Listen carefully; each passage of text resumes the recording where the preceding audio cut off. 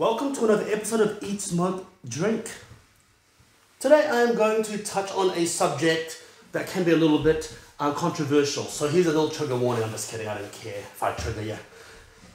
Whatever, I don't care if I trigger anyone. So anyway, today is an interesting side-by-side. Daftmill.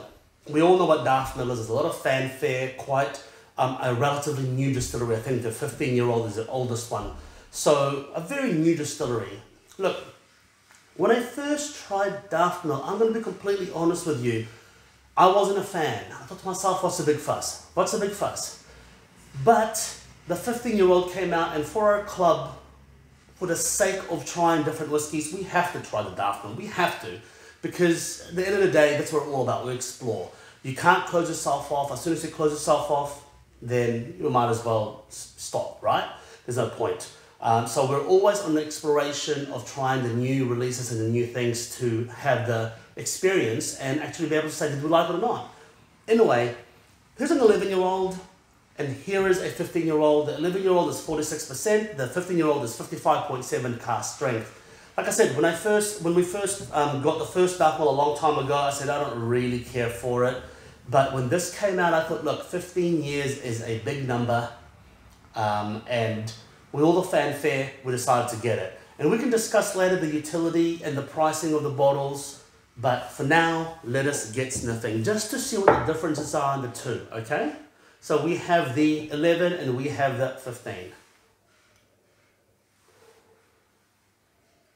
Straight away, you get the nose is much cleaner on the 11, the 15 is a little dirtier and more intense. The 11 is quite citrus forward, but very clean, vanilla, a floral note to it. There is a herbal nature to it. I don't know what it is, like a faint hint of licorice and tarragon. Burnt butter. Actually, take that back. More of a caramel. There is no smoke that I can detect. Unripe nectarine, unripe apricot. And a strange herbal note to it. I can't put my finger on it. Slightly chalky. It's got a citrus forward nose. Lemon juice, lemon pith. Not lemon oil, but lemon juice and lemon pith. You know when you're in the kitchen there's someone squeezing lemon juice. So it's a little bit distant from the source, but you still get that lemon juice. That's what I'm getting from that. The 15, definitely much dirtier. A slight dank flavor note. But that is 55.7%, so it's a shitload more ABV. And I'm getting a lot more density in the flavor profile. Wet wood, pine wood, fresh pine wood. Slightly leathery, burnt butter, Russian fudge. A hint of ginseng. When you go to Asia and you go to a Chinese medicine shop, you got that ginseng smell. I get some of that. Vanilla. The density and flavor, just in the nose alone, is so much more on the 15. Is that the age or is that the ABV? I don't know. It probably both. But the nose is distinctly different. But let's see if they taste different, huh?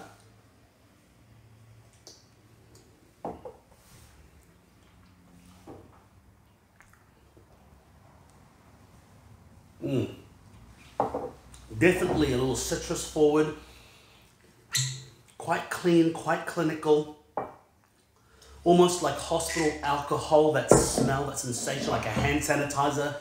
That's proper 70% alcohol, you know, not this frickin' perfume shit, but a proper hand sanitizer. You get that alcohol, but it's not the passion fruit, banana, and you make crap.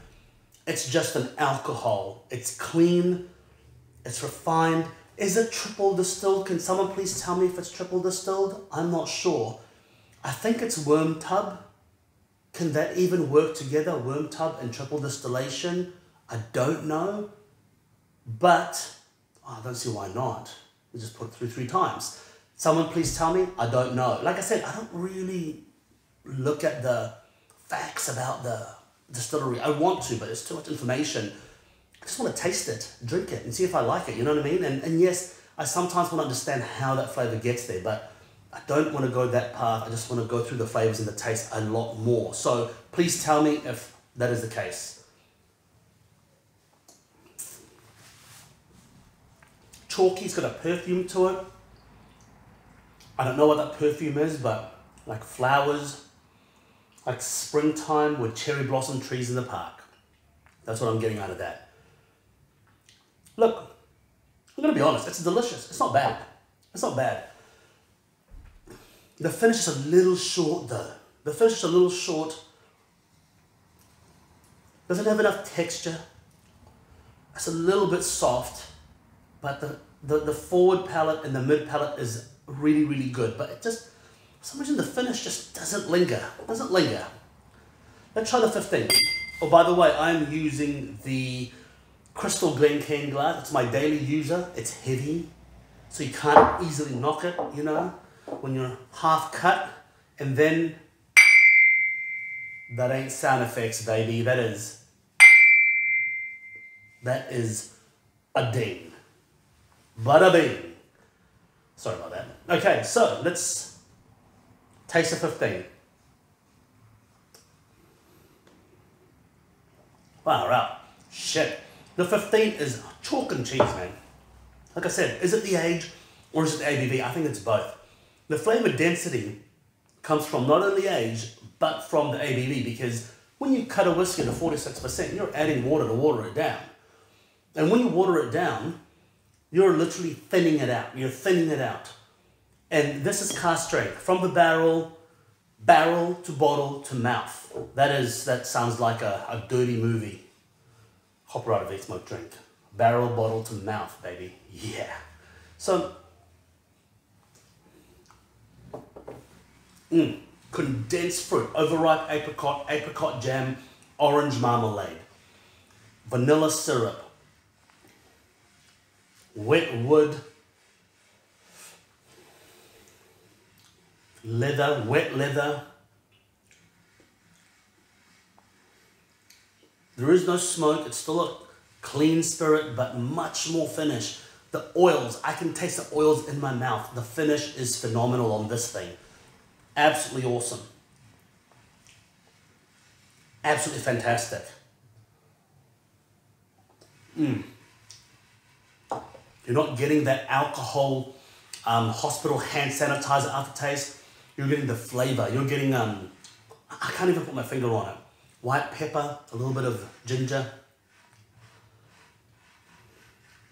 There's a greenness to it I can't put my finger on. A vegetal, herbal note. Can't put my finger on it. But it's delicious. It's delicious. But here lies the conundrum. When this came out, it was already quite expensive.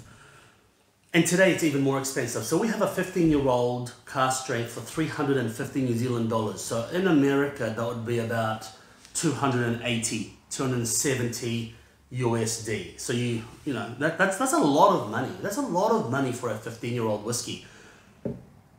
You can get a lot of good whiskey, independently bottled or distillery bottling for 350 New Zealand dollars or 250 to 280 US dollars. The question is it worth it? Now look, people are paying for it. People are lining up. It's so much so that this is actually a ballot here in New Zealand. So we got this through a ballot. And we will continue to get them. But whether or not, if I was going to buy one for my personal pantry or personal cabinet, would I? Probably not. I'll tell you why. I can think of a lot of other whiskies to buy for $350. If you've got all the money in the world, then hey, it doesn't really matter.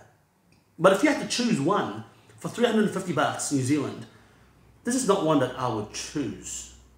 It's not one that I would choose. Now, look, it says here, I just read this now, quiet periods, 100 casks per year.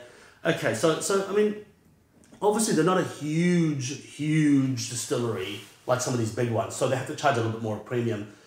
And that's fine, but I don't really give a shit because to me, I look for utility versus price. Like I said, we're still going to get it.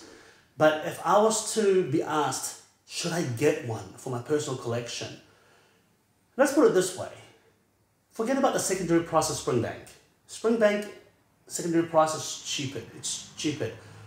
But a 21-year-old Springbank is the same price.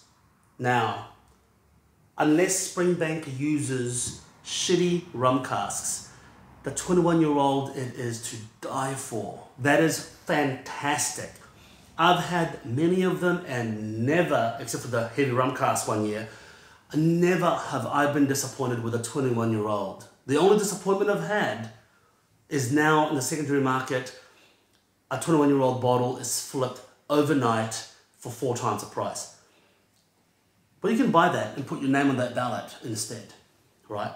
I would even go as far as saying a Springbank 15 for less than half the price would be superior. That's my thought. But someone told me on the flip side, and I have to be neutral about it, someone told me on the flip side, hey look, which distillery nowadays does a purest form of bourbon hoggy, bourbon cask? Not many, if any, and that's very true. And with that in mind, yes, and I can see the value in that, because bourbon cask, a good, well-executed bourbon cask, it is to die for. But still, the Chinese and me say, too expensive, man, too expensive. You know, the Chinese will go and buy a $3,000 Louis Vuitton bag, but $350 for a 15-year-old, you know, no. You know what I mean? So that's a tough ask. But in saying that, they have no demand problem. Good on them. It's a well-executed spirit. It's a well-made whiskey. You cannot fault it. You cannot fault the whiskey. I can't. I mean, when I first tried it, I didn't like it. I'm trying this now, and I'm like, actually, 11 years old. That ain't too bad. That is not too bad. And shit, I tried the 15-year-old, and I'm like, wow, it is actually very good. Purest form, purest dream of bourbon hoggy. But, when the 18 comes out, I'm looking forward to it. But the 18, that's going to be $400. That's going to be a lot of money. $400, $400 to $420 is going to be, that's almost $5,000, man. And you can buy a lot of shit for that. And so that is where I come unstuck. The value proposition for me is not there, price versus value. But the fact that they're selling it all, because people are probably hoarding them, but the fact that they're selling it all, good on them. But yeah, let me know your thoughts. Let me know your thoughts. Is it worthwhile? Do you think it's worth the money? It's one of those things. It's very different. Each person has a different opinion, but I'm not faulting the flavor and the taste. I think it's delicious. But is it $3.50 delicious? Don't know. Until next time, make sure you eat, smoke, drink. Cheers.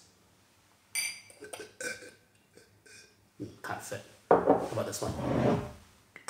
Cool. All right. Until next time, make sure you eat, smoke, drink. Cheers.